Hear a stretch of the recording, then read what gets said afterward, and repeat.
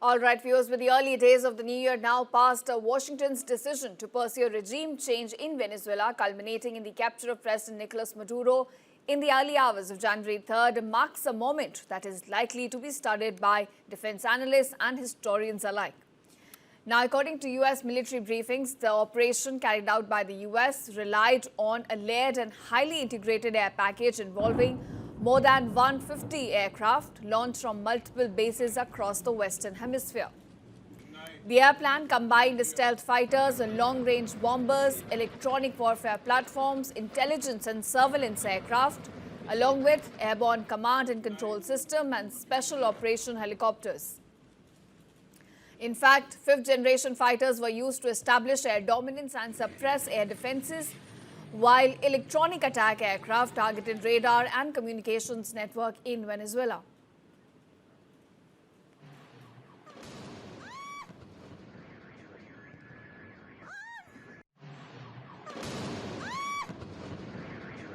Long-range bombers also provided deterrence and standoff strike capability, even as ISR platforms maintained persistent situational awareness over the battle space.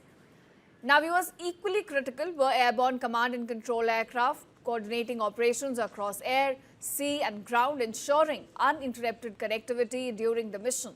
Special operations helicopters operating under this aerial umbrella also conducted insertion and extraction from the urban terrain, which in fact is a very complex task for any army in the world. Now, for defense analysts, Operation Absolute Resolve is primarily an air power case study demonstrating how modern U.S. operations depend on layered aviation assets to control airspace, information and timing, with the ground action playing a secondary supported role.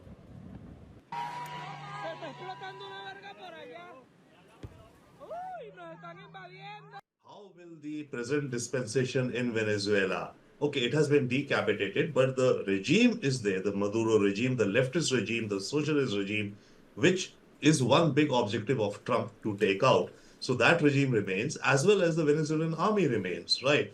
And the army has also pledged and continues to pledge its loyalty to Maduro, or in his absence to the political regime that he had. So how does Trump navigate this versus what he says that America will run Venezuela now for some time? Quickly, I'll take a few shots at how I think he's going to try and run.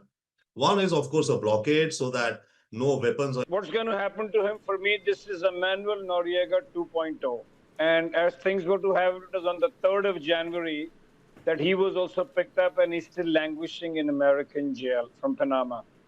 So that's one. And number two, honestly, this doesn't surprise me. The only most ironical part is that this is a president who screamed from rooftops that he is a president for peace. He needs the Nobel Peace Prize. And lo and behold, New Year's gift, even before his complete 1 year comes to an end, because he took oath on the 20th of January. He's attacked. He has, attacked a sovereign country. Hello, yes. They have abducted the president. And now this is going on. So this is the 71st time the United States of America has attempted in a successful or a non-successful regime change. And the first one was China in 1945, and the last, according to me, was Bangladesh. And they're going to do, Krishna, Bangladesh here too also.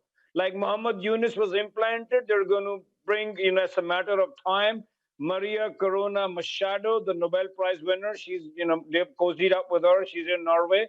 And it's only a matter of time before America brings her in. Because please understand, this is not just about the oil.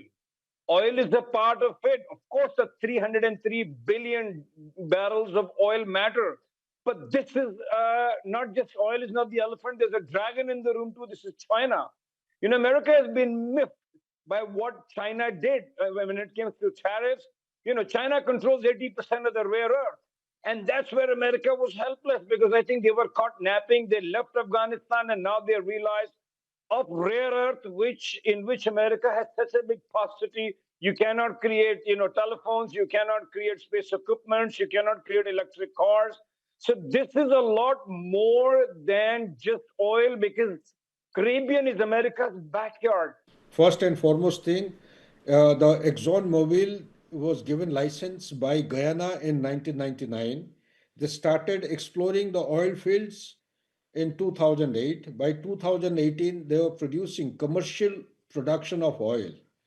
And when this thing happened, just take your mind back to 1998 when the leftist regime started with Hugo Chavez becoming the president.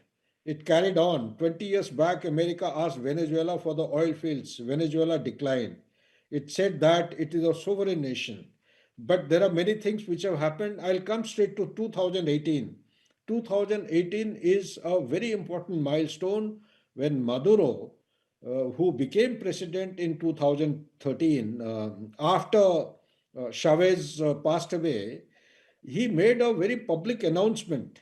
He's gone public and he said that the oil transactions or the business will be done in non-dollar currency to include euro, yen, ruble, etc., and not dollar.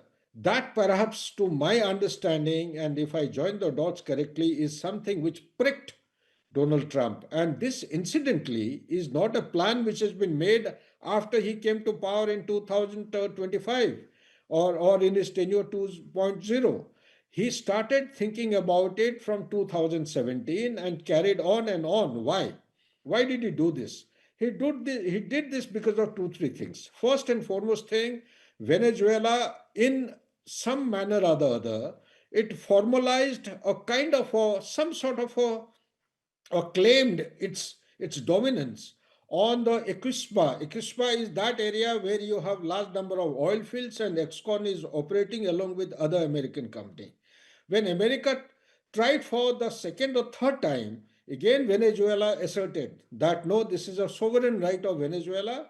We will not allow American companies to control the oil field. And this happened to be a turning point because Venezuela president went on to say that you already have American companies operating in Guyana, and Venezuela cannot at any cost provide any access to American companies to have control over the oil fields in Venezuela.